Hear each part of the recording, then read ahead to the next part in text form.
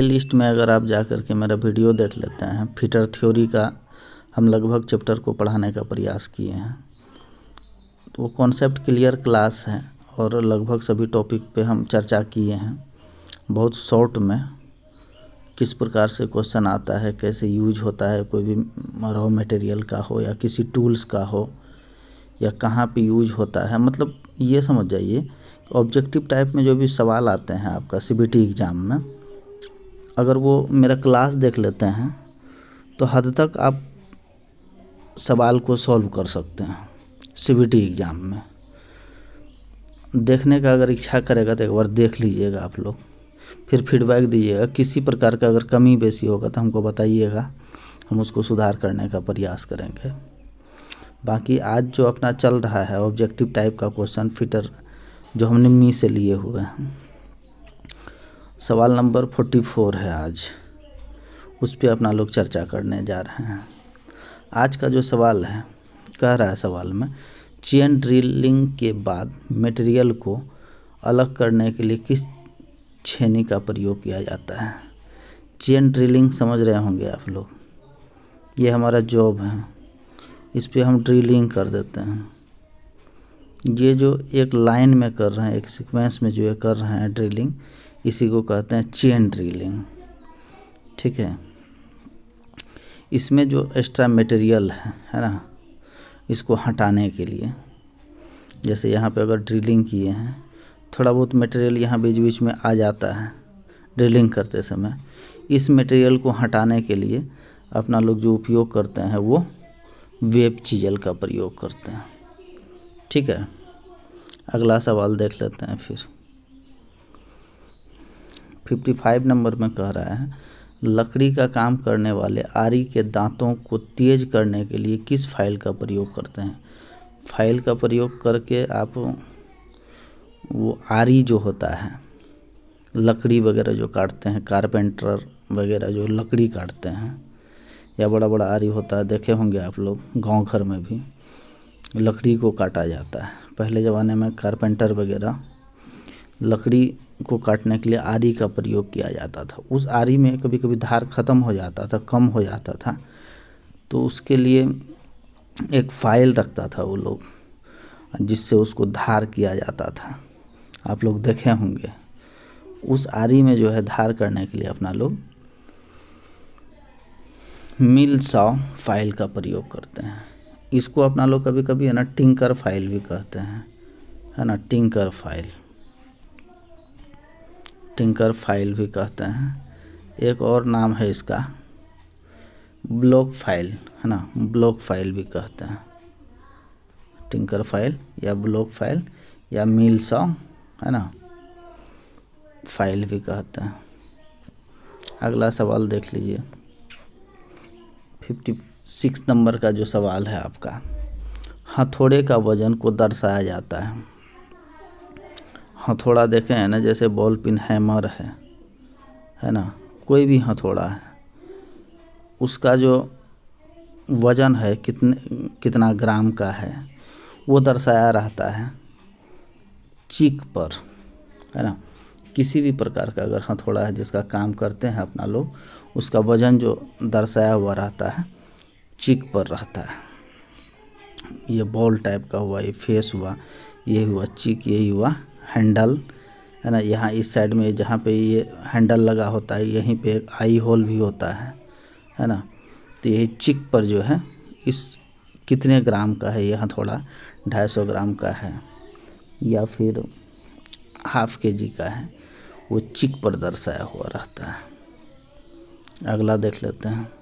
57 number का जो सवाल है, इसमें कह रहा है, अगर चिपिंग करते समय छेनी का निकासी कोण अनुवांशिक कोण से कम है तो क्या प्रभाव होगा। कहने का मतलब है, अगर हम चिपिंग करते हैं चीजल से, है ना, चीजल की सहायता से चिपिंग करते हैं, तो clearance angle of the chisel is less than recommended angle will chipping. उससे प्रभाव क्या पड़ता है, तो होता क्या है देखिए, एक बात आप लोग को हम बताने का प्रयास कर रहे हैं। इस टाइप का सवाल आपका आता है अलग अलग। ये हमारा चीजल है, ये यहाँ पे चीजल का उपयोग करते हैं। ये सवाल आएगा आपका। यहाँ पे ये हमारा जॉब है ना। यहाँ जो एंगल बनता है ना, इसको कहते हैं rake angle. Rake angle,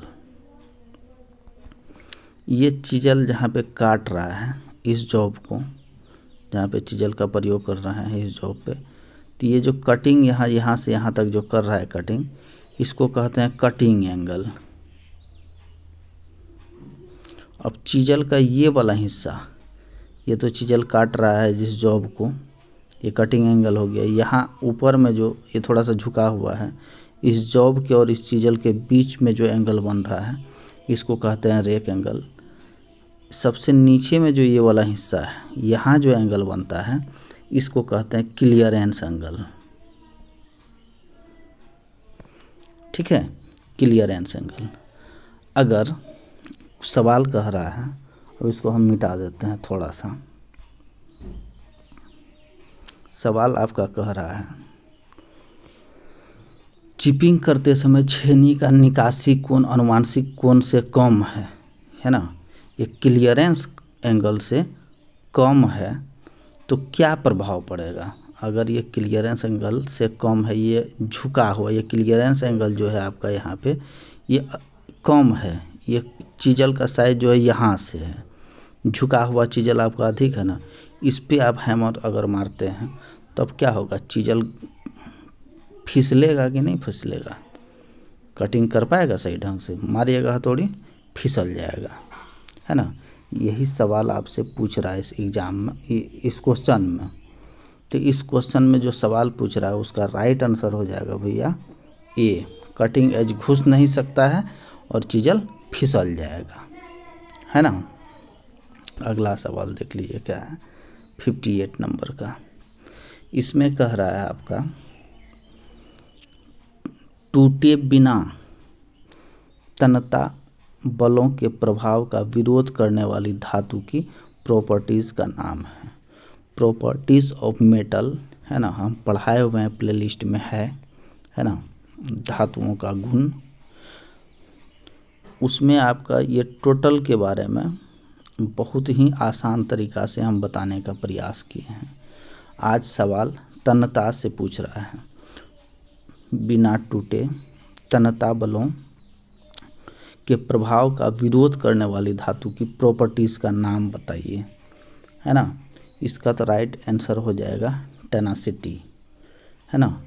tenacity इसीलिए होगा, किसी भी मेटल पे अगर हम बल लगाते हैं वो खींच जाता है लेकिन टूटता नहीं है।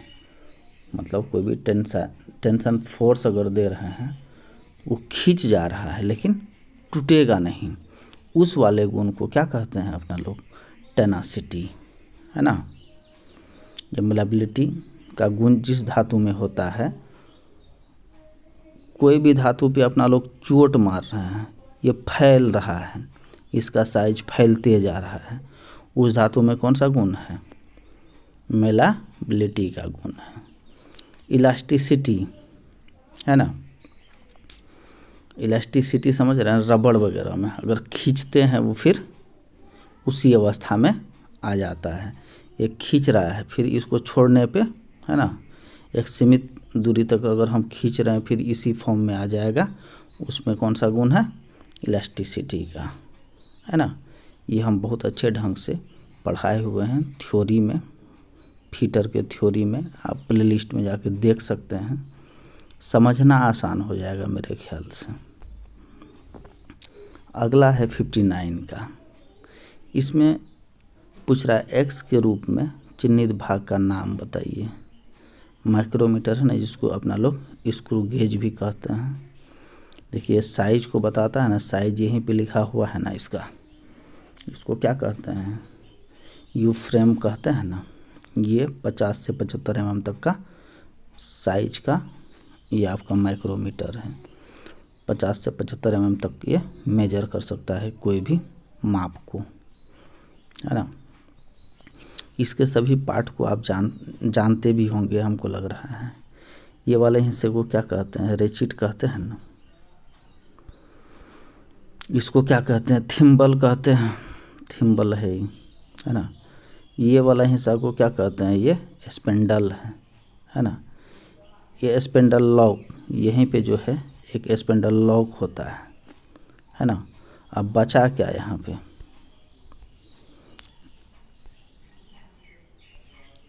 ये वाला हिस्सा ये एनविल कहलाता है, ठीक है। इसके टोटल पार्ट्स को आप एक बार फिगर कॉपी में बनाइएगा। एक दो बार इसके फिगर को बनाते हैं, इसके डायग्राम को अगर बना लेते हैं तो हमारे ख्याल से इसके माइंड में सेट हो जाएगा इसके पार्ट्स के बारे में, है ना। इसका राइट आंसर क्या हो जाएगा? जो एक्स के रूप में पूछ रहा है उसको एनविल कहते हैं। अगला सवाल देख लीजिए 60 नंबर का क्या है। मीट्रिक आउटसाइड माइक्रोमीटर की एक्यूरेसी क्या है? लिस्ट काउंट पूछ रहा है ना। लिस्ट काउंट कितना होता है माइक्रोमीटर का? हमको लग रहा है सभी को पता होगा। अगर नहीं पता होगा, अब माइक्रोमीटर से जुड़ी हुई जितना, अभी एक फिगर भी आपका आया था उससे सवाल, अब इसके लिस्ट काउंट से सवाल आ गया। और भी किस किस प्रकार से माइक्रोमीटर का सवाल आता है, अगर प्ले लिस्ट में जाकर के वीडियो अगर आप देख लेते हैं, मेरे ख्याल से टोटल सवाल अगर माइक्रोमीटर से पूछता है, वर्नियर कैलिपर से पूछता है या किसी भी टूल से पूछता है, वो आसानी से आप मार दीजिएगा 100%। तो अपना लोग इसके बारे में थोड़ा सा हम डीपली बताना चाहते हैं। तो लिस्ट काउंट जो होता है माइक्रोमीटर का, वो आपको आंसर जान जाइए 0.01 mm होता है। क्यों होता है, कैसे हम निकालेंगे इसका? तो सबसे पहले एक बात जान जाइए, लिस्ट काउंट निकालने के लिए एगो फार्मूला याद रखिएगा, है ना। मेन स्केल के एक भाग का मान, मेन स्केल के एक भाग का मान, है ना, बट्टे में डाल दीजिएगा थिम्बल पर कुल भागों की संख्या, थिम्बल पर कुल भागों की संख्या, है ना। हम उस फिगर से आपको समझाने का प्रयास कर रहे हैं, इसको मिटाने दीजिए थोड़ा हमको।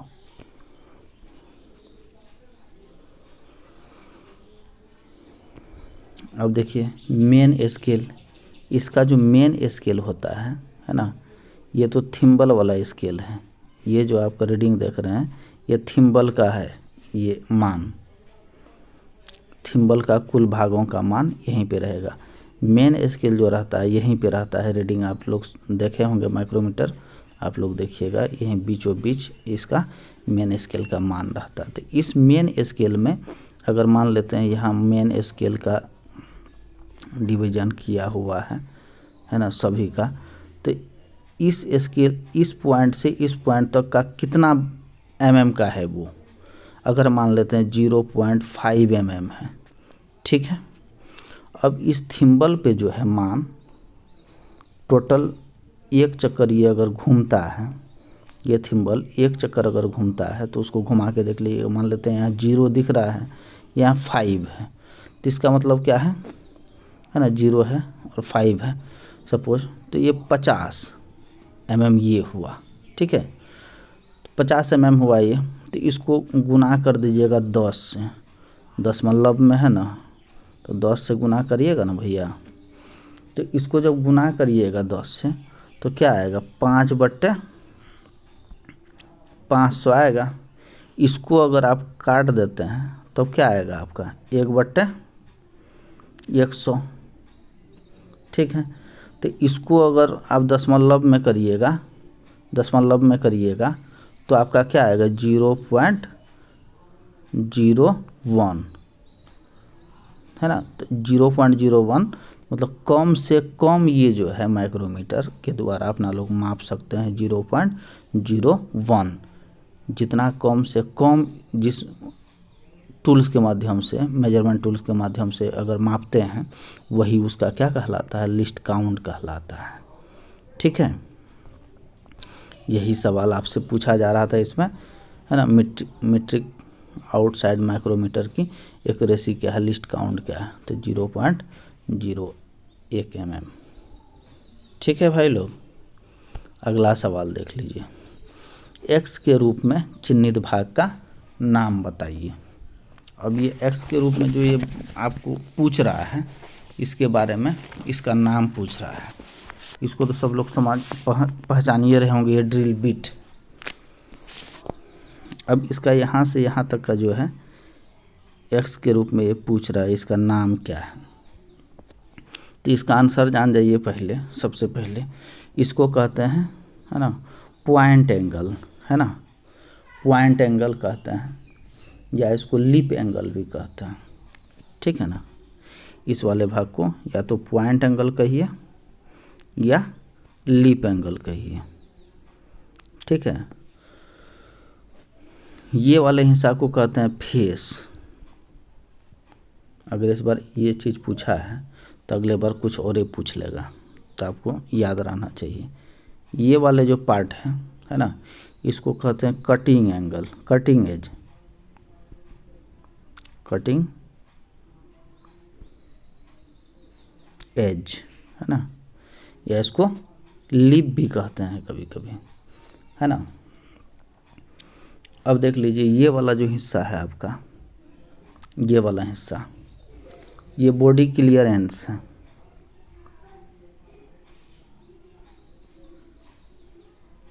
इसको कहते हैं बॉडी क्लियरेंस।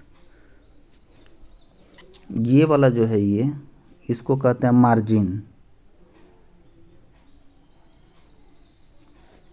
ठीक है, इसको कहते हैं मार्जिन।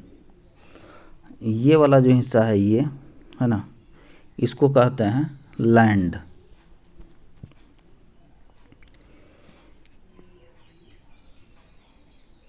ये वाला जो हिस्सा है ये, है ना, ये यहाँ से यहाँ तक का जो पार्ट है, ये जो सेंटर लाइन जो बीच में दिया हुआ है, ये जो दोनों लाइन कट रहा है यहाँ पे, इसको अपना लोग कह देते हैं क्या, हिल। अपना लोग से पूछ रहा था किसके बारे में, x के रूप में जो इस भाग के बारे में पूछ रहा था, तो इसका आंसर क्या हो जाएगा आपका, पॉइंट एंगल। सभी पार्ट्स को आप एक बार देख लीजिएगा, इसको फिगर बना लीजिएगा, इसका डायग्राम बना लीजिएगा कॉपी में, तो हमको लग रहा है कि भूलिएगा नहीं आप लोग। फिगर से 7-8 क्वेश्चन पूछ लेता है, इसलिए वहाँ जाकर के कंफ्यूज नहीं हो जाना है आप लोगों को। अगला जो क्वेश्चन है 62 नंबर का, इसके बारे में भी देख लेते हैं। कह रहा ड्रिल सैंक में किस प्रकार का टेपर दिया जाता है। ड्रिल सैंक में, ड्रिल सैंक का नाम सुने हैं। इसमें जो टेपर दिया जाता है उसको कहते हैं मोर्स टेपर। बिल्कुल हम टोटल थ्योरी में पढ़ा दिए हैं, आप लोग एक बार देख लीजिएगा मेरे प्लेलिस्ट में जाके। ड्रिल मशीन में, ड्रिल मशीन का एक अलग क्लास है हमारा, ड्रिल मशीन के बारे में आप देख, हम लगभग टूल्स के बारे में, मशीन के बारे में पढ़ाए हुए हैं। उसका वीडियो देख लेते हैं अगर, तो आपको ये समझना बड़ी आसान हो जाएगा। ड्रिल सैंक में कौन सा टेपर दिया जाता है, मोर्स टेपर, है ना। और मोर्स टेपर का जो अनुपात होता है, कभी कभी अनुपात पूछ लेता है, रेशियो, है ना। इसका जो अनुपात होता है 1:20। मोर्स टेपर का रेशियो अगर पूछ लेगा, ये आप याद रखिएगा 1:20। ये जो है एक बात और इससे पूछ लेता है, MT0 से MT7 तक, है ना।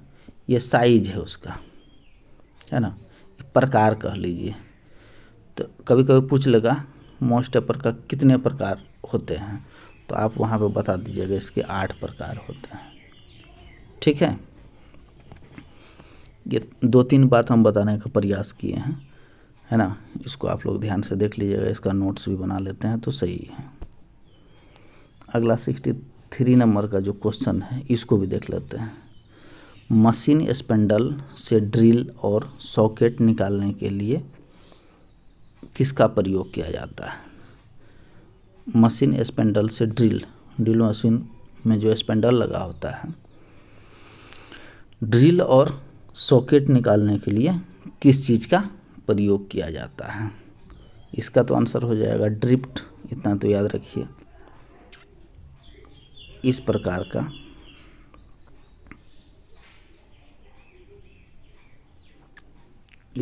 का होता है क्या? सॉकेट, है ना। यहीं पे जो है वो कटा होता है ना, छिद्र कटा होता है किसमें? सॉकेट में। यहीं पे अपना जो ये स्लॉट जो कटा हुआ है, यहीं पे ड्रिफ्ट को लगा करके धीरे धीरे ठोकते हैं, है ना। आसानी से वो क्या निकल जाता है इससे, है ना। स्पेंडल से ड्रिल और सॉकेट को निकालने के लिए इसका प्रयोग किया जाता है। मशीन से जो है ड्रिप, ये क्या कहते हैं, सॉकेट और ड्रिल निकालने के लिए यहीं पे, है ना, स्लिप कटा होता है, स्लॉट कटा होता है। इसी स्लॉट में ड्रिफ्ट डाल करके धीरे धीरे ठोकते हैं तो इससे आसानी से निकल जाता है। इसका राइट आंसर हो जाएगा ड्रिफ्ट। 64 नंबर का सवाल देख लीजिए क्या कह रहा है। प्रतिबंधित स्थान में उपयोग किए जाने वाले टेप रिंच का नाम बताइए। प्रतिबंधित मतलब समझ रहे हैं, सकड़ा स्थान या कोई ऐसा स्थान जहाँ पे आसानी से हमारा टेप नहीं जाए। टेप और डाई के बारे में सुने हैं ना। डाई का प्रयोग कहाँ किया जाता है? एक्सटर्नल थ्रेड काटने के लिए। एक्सटर्नल थ्रेड, बाहरी चूड़ी काटने के लिए डाई का प्रयोग करते हैं। और टेप का प्रयोग कहाँ करते हैं? इंटरनल थ्रेड काटने के लिए। इंटरनल थ्रेड काटने के लिए टेप का प्रयोग करते हैं, चूड़ी काटने के लिए। डाई का प्रयोग करते हैं एक्सटर्नल के लिए और टेप का प्रयोग करते हैं इंटरनल थ्रेड काटने के लिए। इतना तो आप सभी को पता ही होगा। अब कोई सकड़ा स्थान है या होल है कहीं, है ना, जहाँ आसानी से हमारा ये डाई चाहे टेप अंदर नहीं जाए, सकड़ा स्थान है, तो टेप के बारे में पूछ रहा है, तो आप किस प्रकार का टेप का प्रयोग करिएगा वहाँ पर? तो ऑटोमेटिक बात है, T handle type tape wrench का प्रयोग करिएगा। टी हैंडल किस प्रकार से होता है? ये टी बना होता है ना, यही है आपका टेप रिंच। यहाँ लगा हुआ है, इसका हैंडल हुआ है टी टाइप का। इसी को पकड़ करके इसको आप घुमाते हैं अगर, है ना, तो इसके सकड़ा स्थान है, पतला स्थान है, जहाँ आसानी से हमारा रिंच नहीं जा रहा है, होल है कहीं पे, उस स्थान पे अपना लोग थ्रेड काटना है ना। थ्रेड काटने के लिए टेप का प्रयोग करते हैं, इंटरनल अंदरूनी वाला थ्रेड काटने के लिए। तो किस टाइप का उपयोग करिएगा टेप का? T handle type. T handle T type का बना हुआ है, उसे वो अपना लोग कहते हैं टी हैंडल टाइप। ठीक है, इतना तक ही देख लीजिए, वीडियो बड़ी लंबा हो जाएगा। हम प्रयास कर रहे हैं बेहतर से बेहतर पढ़ाने का, और प्रयास जारी है हमारा। देखते रहिए आप लोग।